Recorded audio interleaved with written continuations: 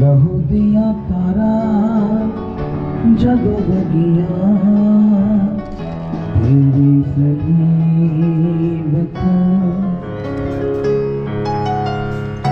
बगिया शिफा दिया मेरा बगिया तेरी सलीब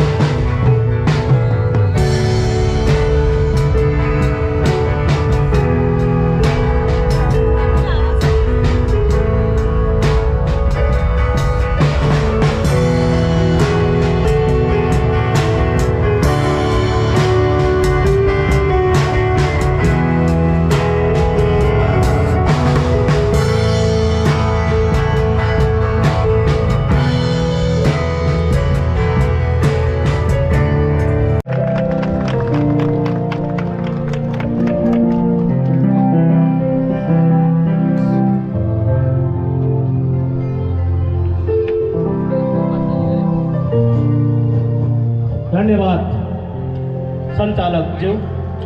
नेपाल प्रार्थना सभा कार्यक्रमका सभा अध्यक्ष ज्यू र यस कार्यक्रममा उपस्थित हुनुभएका सम्पूर्ण पास्टरज्यूहरू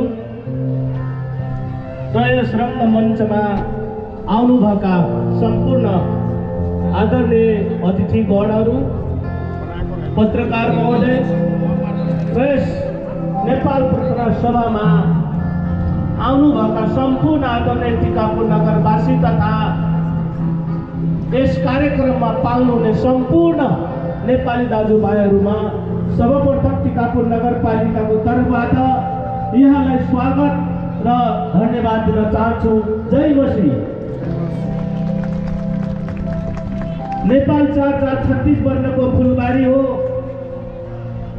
यही फुलबारीमा हामी सबै रङ्गमञ्च भएर आज हामी नेपालीहरू आफ्ना वेशभूषा, कला, प्रतिभा, संस्कार, संस्कृतिसँग रमाउँदै हामी नेपालीहरू कति गौरवान्वित र कति हर्ष उल्लासमा आज नेपालमा सबैभन्दा आस्था र विचारसँग बोकिएको हामी नेपालीपन हुनुमा सम्पूर्ण हामीलाई चाहिँ गौरव महसुस भएको कुरा पनि म यहाँलाई जानकारी गराउन चाहन्छु।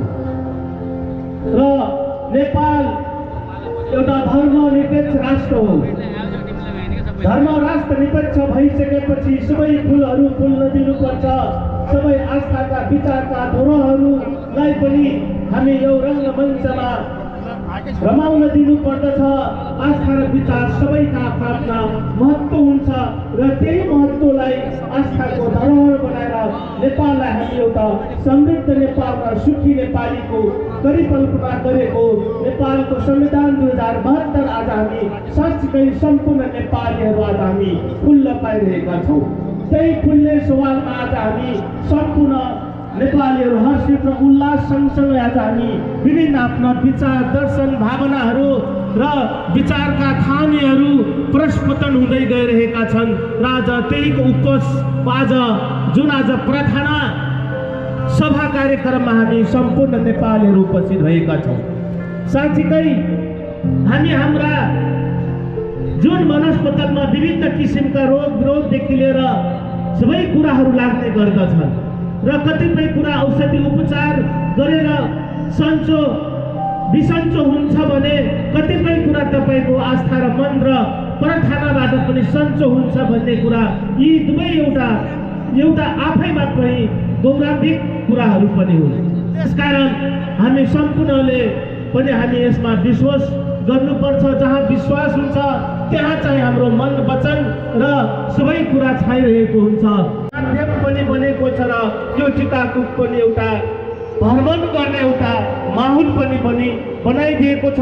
त यस चर्चा जो आयोजक हो म उहाँलाई हार्दिक धन्यवाद पनि दिन चाहन्छु।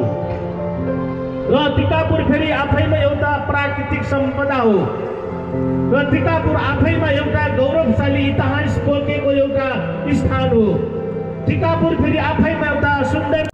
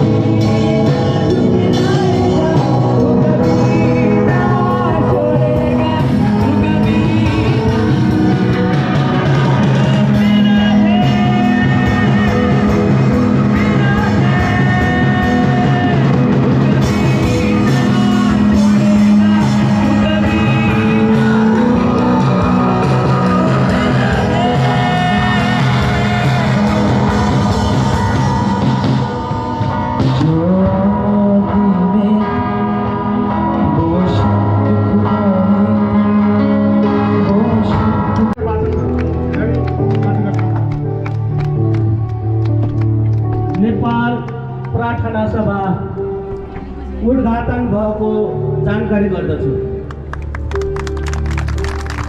धन्यवाद। र फेरि पनि आसन ग्रहण क्रम जारी रहनेछ। जति पनि यहाँ आदरणीय